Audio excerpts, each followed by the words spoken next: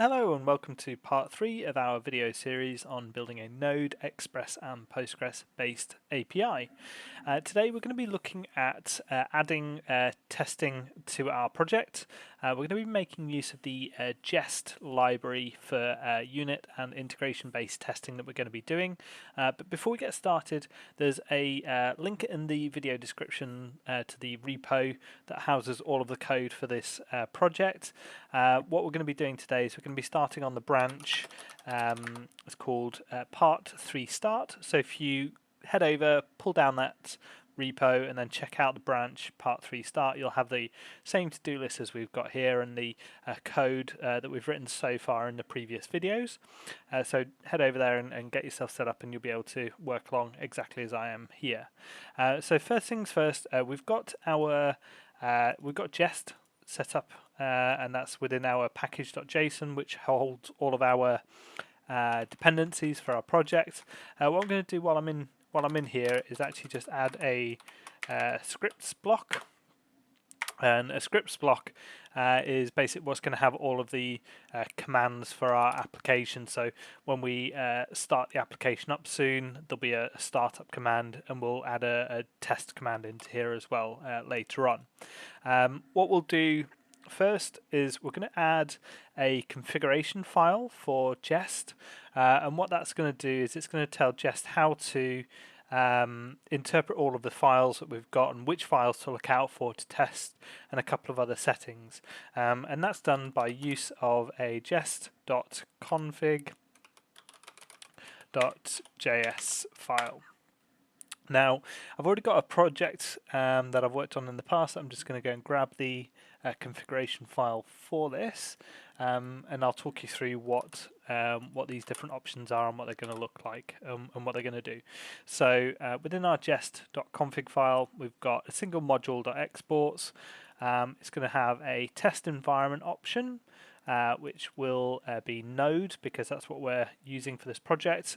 You can also use jest to test web-based components, so that this can either be Node or it can be web-based. We've got module paths, which are the entry points to our application. So it says look in this folder for any test files.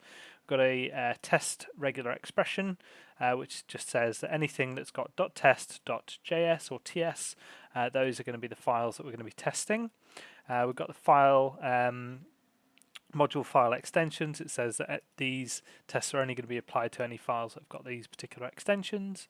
And then we've got test path ignore patterns, and what this is anything that's in our mocks folder or our node modules folder are going to be ignored for the purposes of testing. So it'll mean that we don't have all of this, everything within our node modules being tested.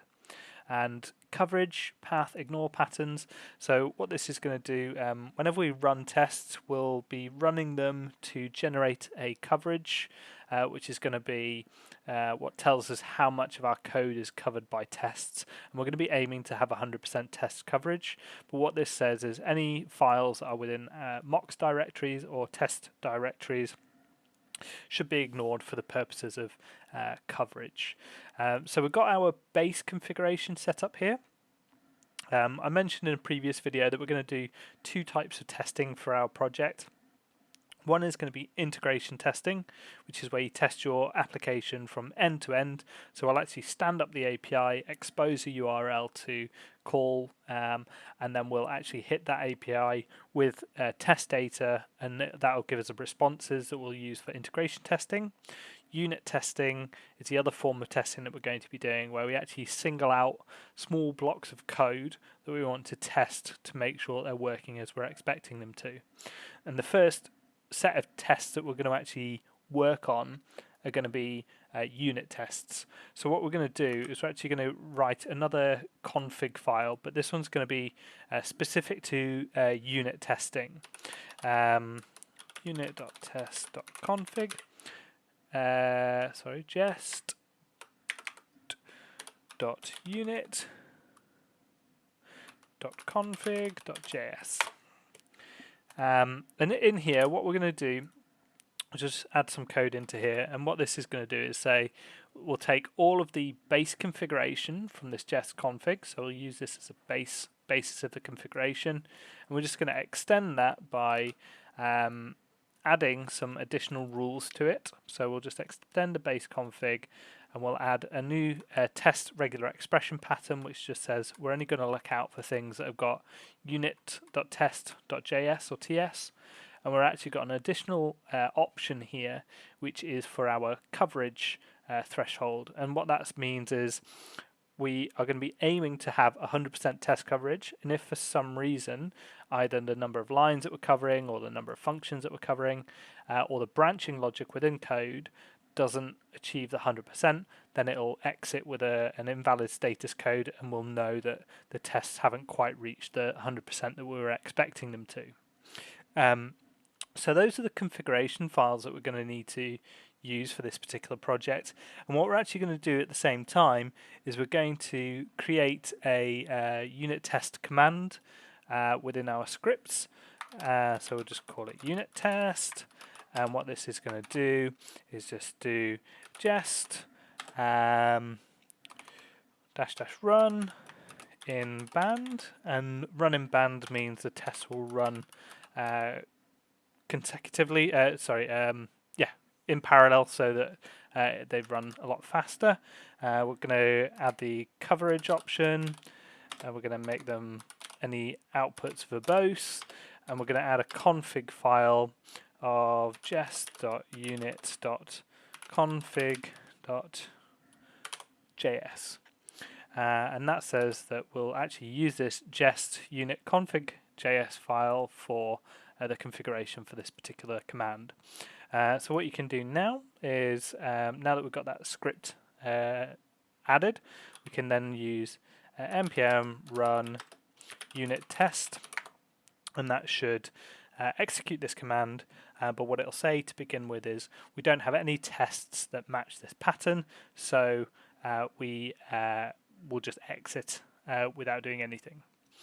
So what we'll do to get started is we'll have a look at just adding a really basic test, just so that you can see what the syntax for jest looks like, and then we'll start adding some some real unit tests for our configuration setup here.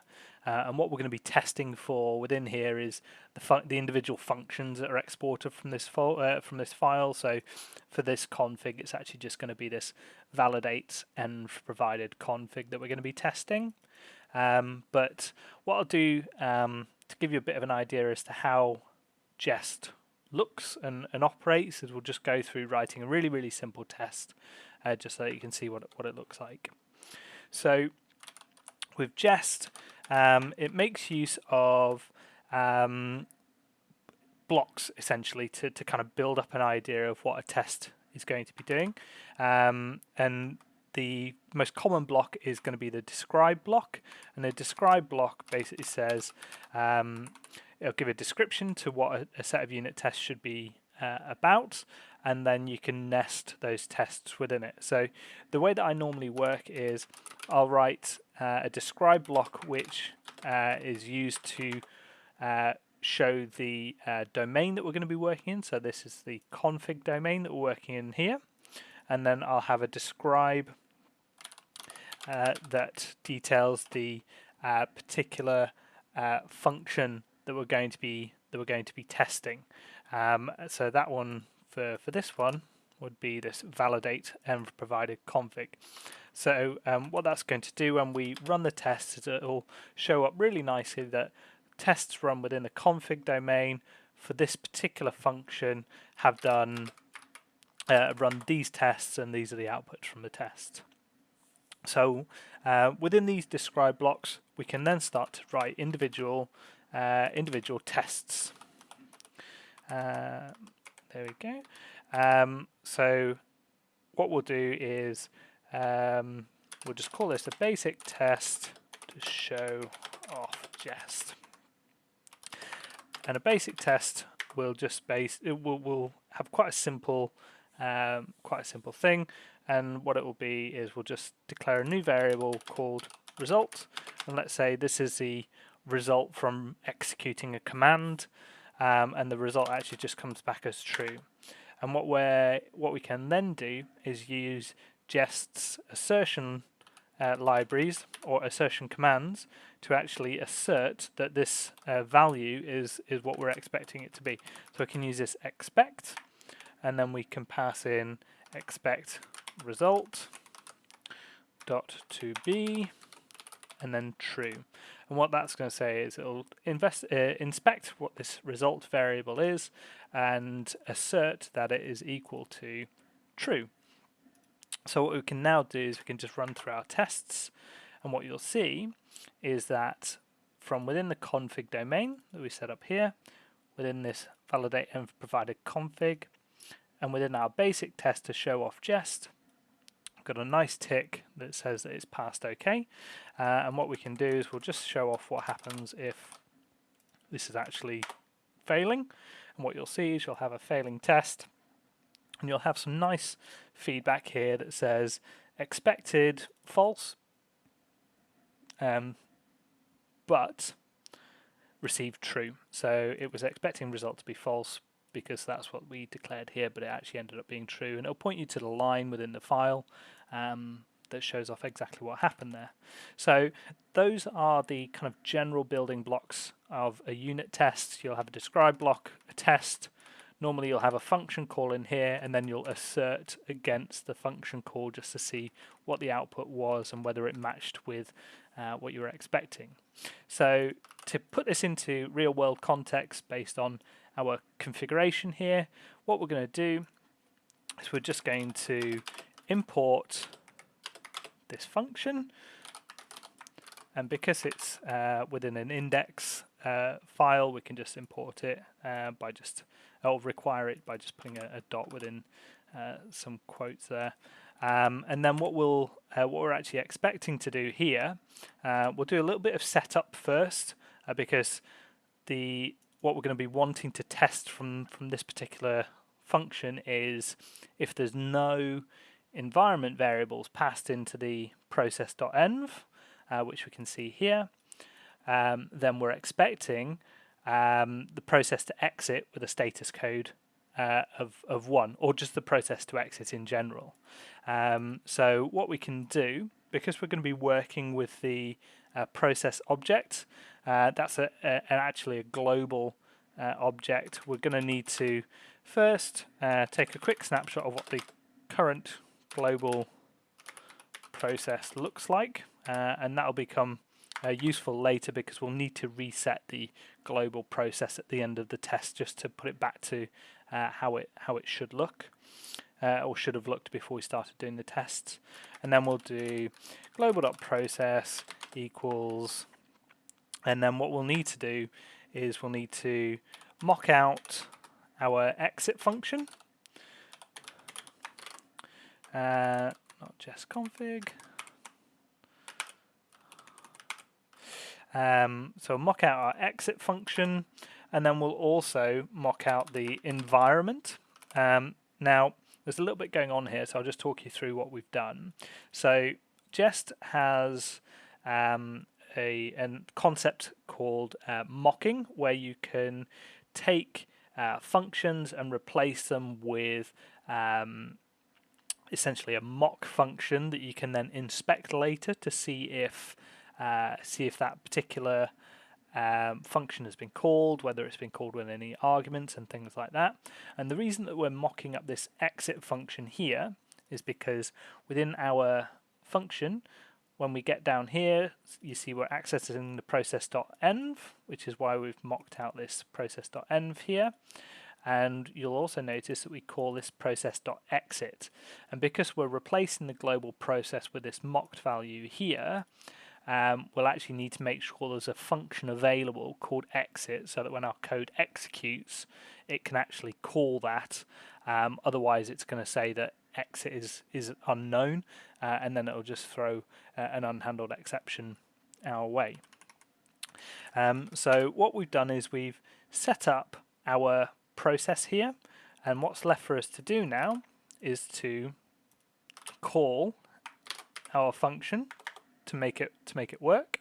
And then what we're actually expecting is global.process.exit to have been called, and we'll just put to have been called with 1. Okay, and what this is going to say is we're expecting global.process.exit to have been called with and a property of 1, because what we've seen here is that when this process.exit is called because of a missing environment variable, it's going to be called with a value of 1, and that'll make sure that if for some reason we change this function around later and we for some reason we add a process.exit 0, then we know specifically that the test is going to be checking to make sure it's exiting with a status code that we're expecting it to. And once we've finished that particular test, what we're going to want to do is we're just going to want to reset the global process back. Normally you'll do your mocks in a slightly different way to this, and we'll cover off a different way of doing the mocks for other parts of the code, but the global process is quite a unique thing to mock out. So I'll just show the way that we're going to do it for this particular test.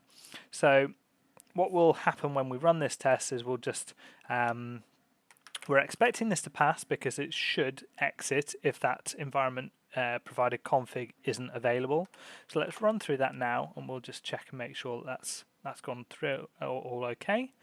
And you can see that when it's running, any console.logs that are actually called, you'll actually see those within here. But what you'll also see is that we've got one passing test now, which says well, let's give it a better name. Calls process.exit with a value of 1 if there are missing environment variables. So that's given it a good name now, so that when we come back to these tests later on, we'll actually be able to see which tests are passing and which are failing.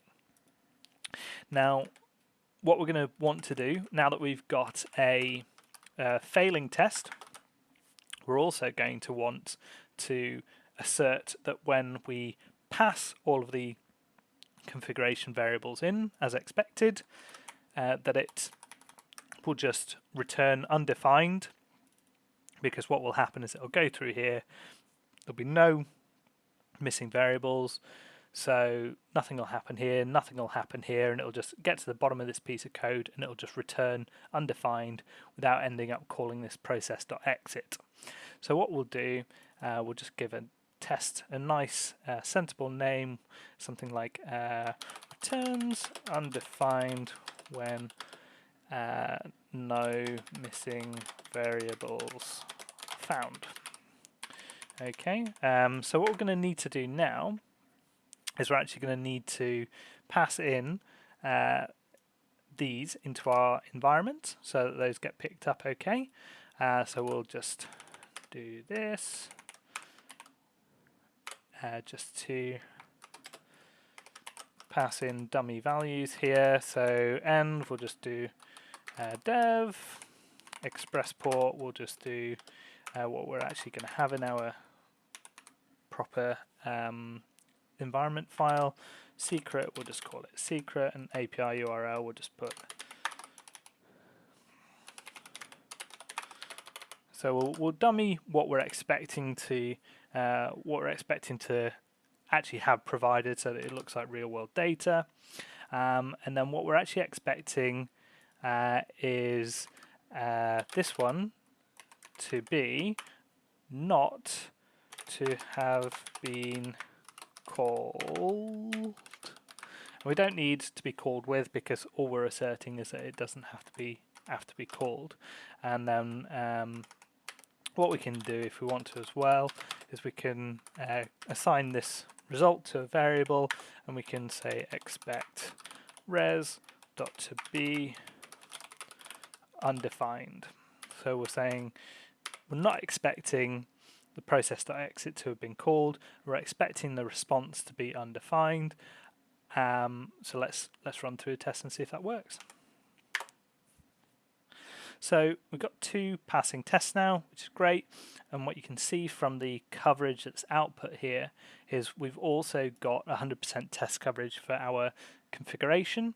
Now, if you want to, what you can do is you can try to extend this test to be a little bit more verbose. You can check the the number of times this console.error has been called and things like that, but it's slightly more complex to go about mocking out the console object, so we'll just leave that out for the time being, and we'll just be happy that the process exits as we're expecting it to for this particular test.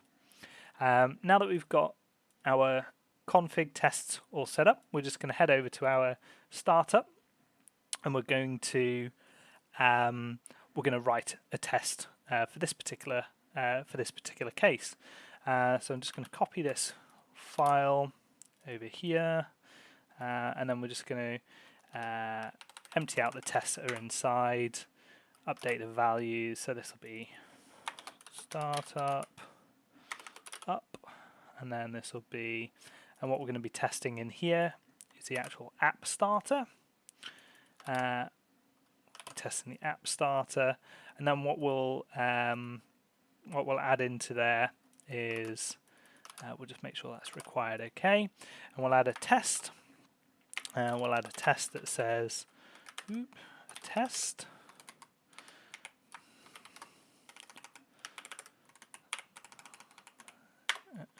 We'll add a test that says when start services is called. When start services are called, validate environment is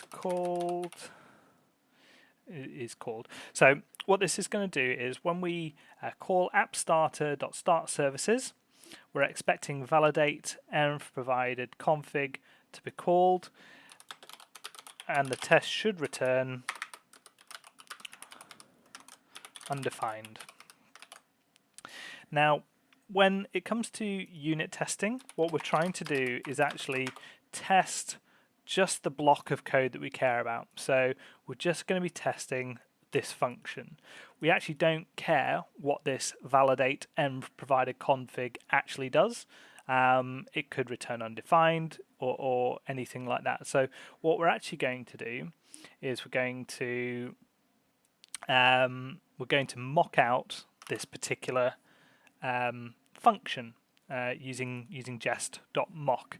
Now, jest.mock is a really powerful way of essentially turning everything within a file into a whole bunch of jest functions, so that you can inspect them to see whether they've been called or not. And it has a really simple